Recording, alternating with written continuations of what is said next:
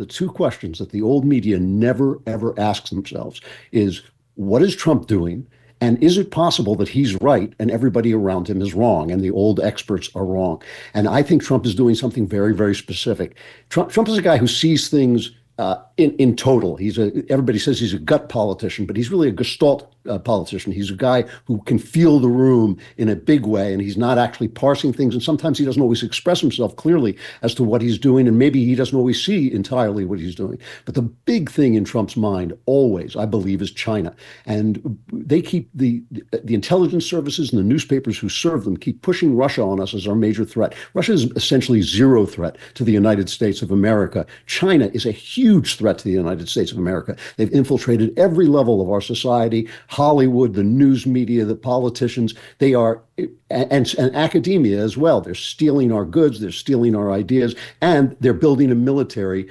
First, to invade Taiwan, which would be a financial, economic disaster for the United States. And ultimately, I think they want to challenge us and challenge our supremacy in the world. And that's what Trump is thinking about. So he's got a deal that's really actually kind of brilliant. He's separating Putin from China. They're supposed to be the good friends. And Putin's a smart guy. He understands, he's a bad guy, but he's a smart guy. He understands that China is just going to eat him last. They're not making any real deals with him, where the United States is not going to eat him. We don't eat other countries. He can actually do well befriending the United States insofar as that's in his interest. And they don't understand. And then he's going to take this mineral deal with Zelensky, which is going to make up for the fact a little bit that Taiwan is our source of these rare minerals, right? And so if China actually blocks Taiwan, we won't have them. So he's actually setting that up. Trump is actually setting that up in advance, which gives Zelensky the security guarantees that he needs, because if we're in there, we are going to fight to defend the country. So all of that was actually, I think, a brilliant long-term plan. We're not the country we were in 1945. In 1945, our enemies were shattered, and our allies, who are also our competitors, were actually blown out of the game by the World War II. We were the dog. We were the king dog in that world. But now we're in debt. We've been riddled with socialist ideas that have weakened us. We've been riddled with unsuppressed migration that's weakened us. And Trump knows it. And what Trump is trying to do is he's trying to pull back on our obligations, cut spending over here through DOGE, and also hopefully eventually through other means, and get ourselves back in a situation where we're no longer spending more servicing our debt than we are spending on our military. At that point, he can start to stand up to China. Right now, he's kind of being nice to China because he doesn't want to start a fight. But ultimately, his plan is to block China from taking over this country and taking away the American supremacy that has kept the peace low these many years. So Trump is actually way, way ahead, I think, of people in the State Department and certainly people in the news media who are not just fools, but also corrupt. There may well have been a plan to blow this meeting up, but it was on Zelensky's side, not on Trump's. Zelensky thinks that Trump will back down and continue to support this war.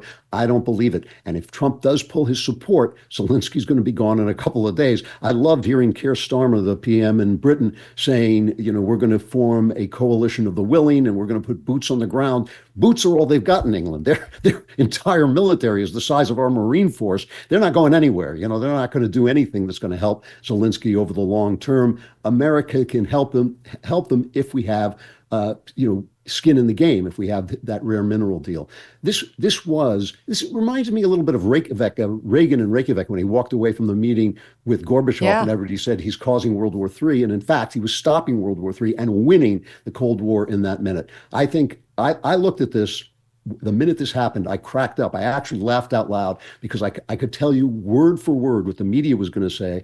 And I'm willing to bet cash money that Trump's popularity rating goes up significantly in the wake of this. We are so tired of being everybody's daddy. We're so tired of paying for you to borrow the car, but when you break the car, we have to pay for that too. We're so tired of not being thanked for the peace we have kept in the world and being dissed by Europe, who just sits there doing nothing to help themselves.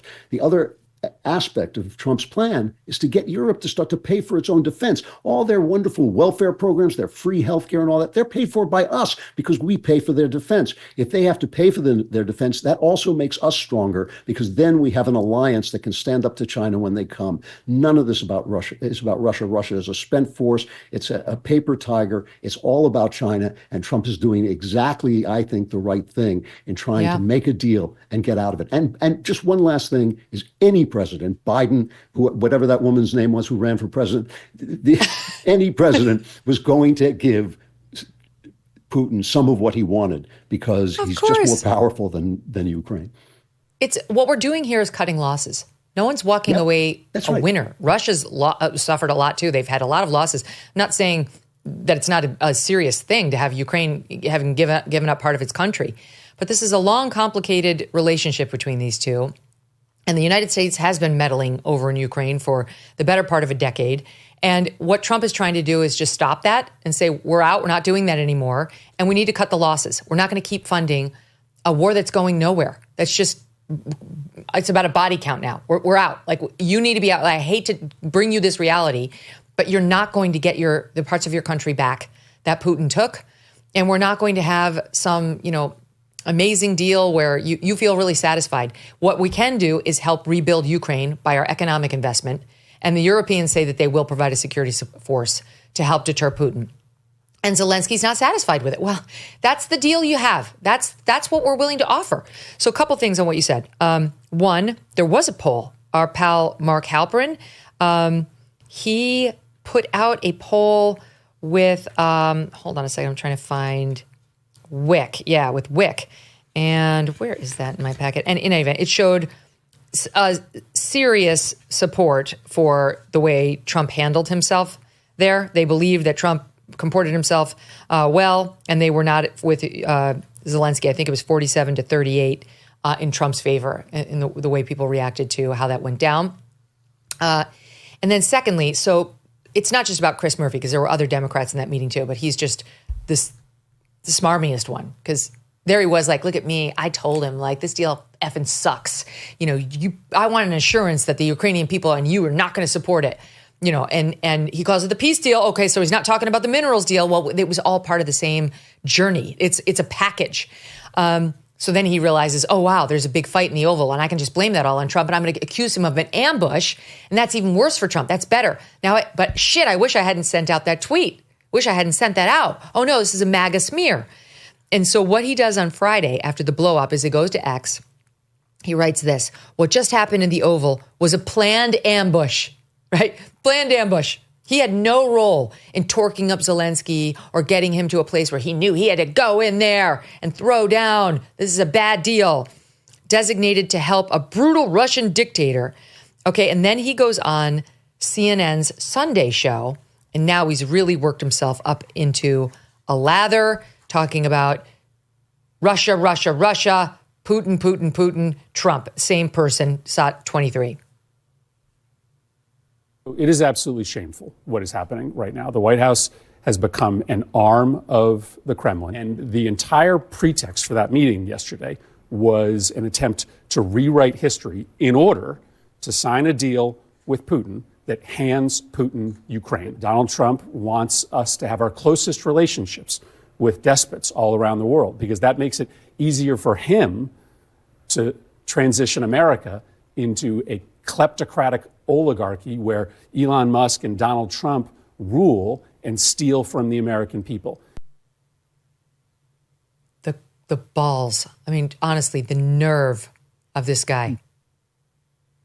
It's funny. Every president blames the prior president for his troubles, but if ever Trump said something that was 100% true, is this war would not have started if he had been president. That is absolutely the case. You remember Joe Biden saying, well, a little incursion wouldn't be such a bad thing. And of course, his retreat from Afghanistan and chaos obviously encouraged Putin to do what he was going to do.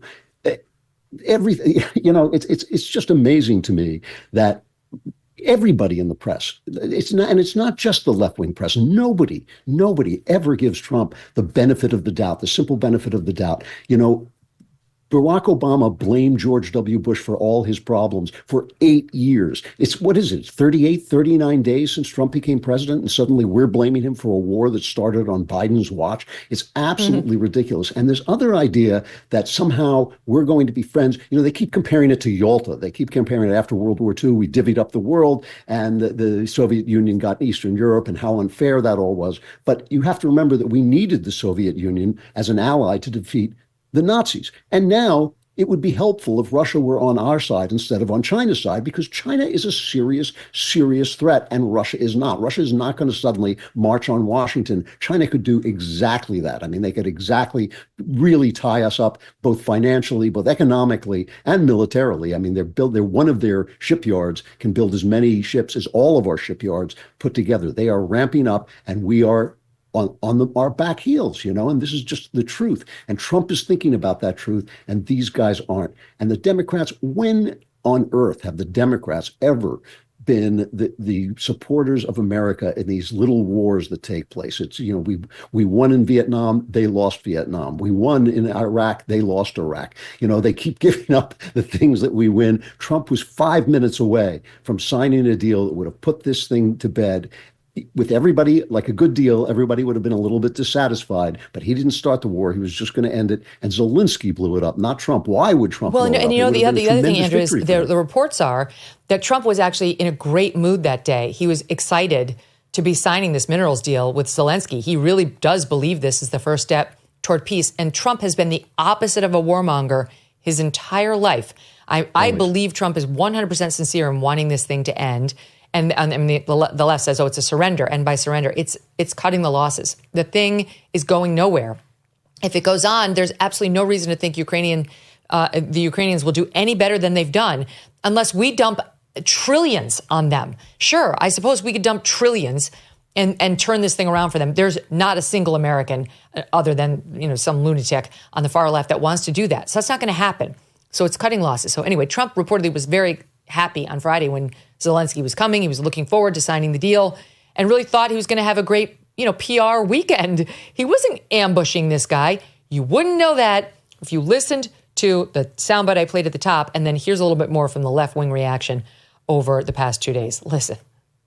It was like maybe when you were 2 years old and you got in trouble for putting your hand in the cookie jar, It's like, you didn't thank your parents enough for raising you. I think that this was staged. Forgive us, President Zelensky, for having inflicted this idiot animal Trump upon you, and for permitting him and his little worthless idiot bitch Vance to ambush you. Trump must now lose power. That boy ain't right. What was the cause of this? It could be a combination of being a fat fucking slob. It could be that he's can't sleep at night because his beached whale body can't allow the circulation it needs. But I think we should revisit the possibility of a syphilis diagnosis. A little desperate, maybe. So it's syphilis. These guys don't know that it's Trump's weight. Yeah. He's a fucker. And there's, for some reason, CNN thought we really wanted to hear from former Fox and Friends anchor and Miss America 1986, Gretchen Carlson, with her belief that this was an ambush. Who gives a flying fig what she thinks about this? These guys have not figured out yet that we have the capability to expose them in real time. You don't go out and buy a life jacket when the boat is sinking, and you don't buy gold when the economy has already collapsed. Clearly, others are heeding this advice as gold hit all-time highs already this year. It's not too late for you, too, and you could have Birch Gold help you diversify into physical gold. Birch Gold specializes in helping you convert an existing IRA or 401k in whole or in part into a tax-sheltered IRA in physical gold, and for no money out of pocket. One recent 5-star review said Birch Gold was, quote, knowledgeable, helpful, non-pressure. Get your free info kit on gold by texting the letters MK to the number 989898. There is no obligation, just useful information. With an A+ rating from the Better Business Bureau and countless 5-star reviews, text MK to 989898 and let the experts at Birch Gold help you secure your future today with gold. Thanks so much for watching. If you like what you just saw, hit the subscribe button for more clips and full episodes.